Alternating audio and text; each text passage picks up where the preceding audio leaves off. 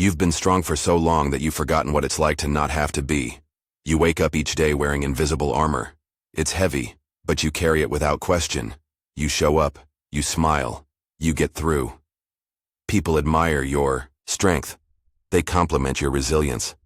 They say things like, "You're always so put together," or, "I don't know how you do it." But deep down, you know it doesn't come from choice.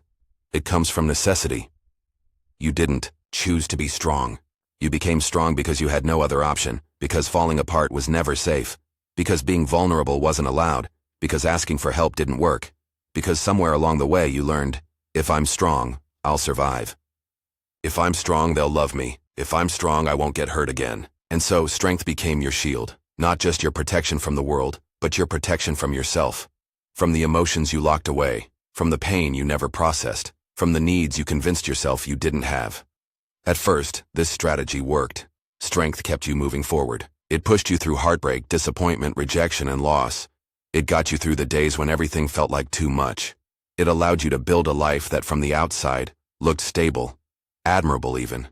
But here's the part. No one talks about strength has limits, and eventually what once protected you starts to imprison you.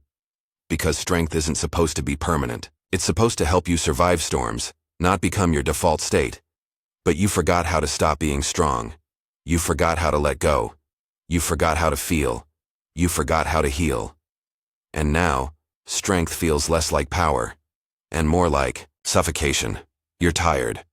But admitting you're tired feels like weakness. You're lonely. But admitting you're lonely feels pathetic. You're hurting. But admitting you're hurting feels like failure. So instead, you keep going. You smile when you want to cry. You help others while neglecting yourself. You stay busy because slowing down feels terrifying, because slowing down means facing the truth. You're not okay. And not being okay feels unacceptable, so you keep wearing the armor. You keep pretending. You keep suppressing. But emotions don't disappear when you ignore them. They wait. They build. They find ways to leak out, through irritability, through numbness, through exhaustion, through breakdowns you never saw coming. You learned to be strong, but no one taught you how to heal. No one taught you how to sit with your sadness without fixing it, how to feel anger without suppressing it, how to grieve losses that aren't tangible, how to forgive yourself for not knowing better back then, how to rest without guilt, because our world celebrates strength. But it doesn't teach healing. It teaches endurance. It teaches suppression. It teaches self-sacrifice, and you followed those lessons perfectly. You became exactly what the world rewards: reliable, responsible, resilient. But now, all that strength is breaking you down from the inside, and you don't know how to stop. Here's what no one tells you. Healing isn't about strength. Healing is about softness. It's about letting your guard down. It's about admitting you're tired. It's about asking for help. It's about feeling everything you've spent years avoiding. Healing looks like crying when you used to hold it in. Healing looks like saying, "I can't do this today," when you used to force yourself.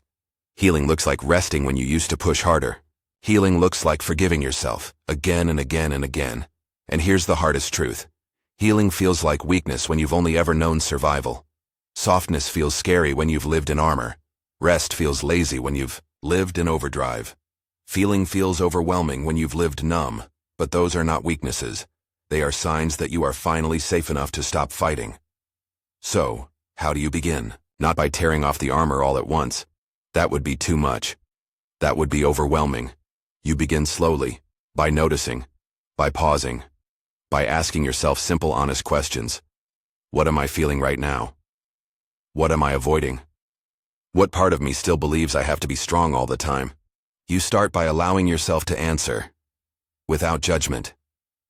You start by treating your feelings not as enemies to conquer, but as messengers to listen to. You start by creating moments of safety. Tiny, consistent moments where you don't have to perform. A quiet walk. A deep breath. A canceled plan. A tear you let fall without wiping away. A truth you admit only to yourself. That's healing. Not grand, not dramatic, but gentle and persistent. And yes, people might not understand. They're used to your strength. They admire it. They depend on it. And shifting from strength to healing may confuse them. It may disappoint them. It may even distance them. But this isn't about them. This is about you. You are allowed to stop being strong for everyone else so you can start being soft with yourself. Because true strength isn't about holding it together forever. True strength is about knowing when to let go, when to fall apart, when to rebuild, when to ask for help. True strength is about knowing when healing matters more than appearances. So here's your challenge. Your homework. Right now, after this video ends, I want you to sit in silence for 5 minutes. No phone, no distractions, just you. And I want you to ask yourself honestly, where in my life am I pretending to be strong because I'm afraid to be seen as weak? Write it down. Be brutally honest. No one will see it but you. And when you're ready, share your insight. In the comments below, you don't have to share everything, but share what feels right. Be honest. Be vulnerable. Not for validation, not for applause, but to remind yourself, and others, that healing begins with truth. Your comment may be exactly what someone else needs to see to find the courage to take their own armor off. And finally, if this resonated with you, if you felt a deep ache hearing these words, I want you to continue this journey by watching our last video. You're not failing, you're just burned out and hopeless. Because these two are connected, they are part of the same wound. Burnout comes when you've been strong for too long, when you've ignored your pain for too long, when you've convinced yourself that stopping isn't an option. That video will help you understand why you're tired, why you feel broken, and why you need to rest before you can rebuild. Watch it right after this. Let them link. Let them complete each other. Because you can be strong, and you can heal. You don't have to choose. You've carried enough alone. It's time to carry yourself, gently, kindly, fully. Thank you for being here, for choosing softness even if it's uncomfortable, for choosing healing even if it's unfamiliar. I'll see you soon.